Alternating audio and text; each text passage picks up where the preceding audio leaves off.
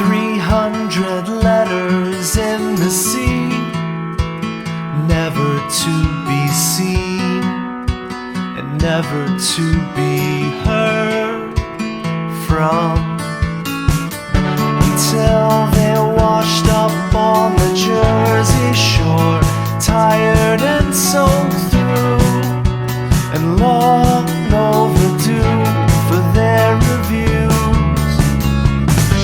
But Grady Cooper isn't home.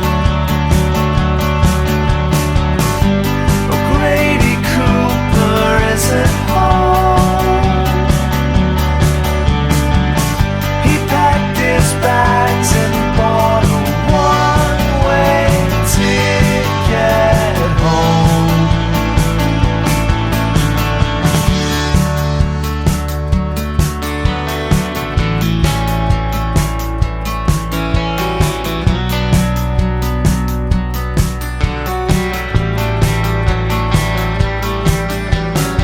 So he saved those letters from their scarlet grave and dove off steel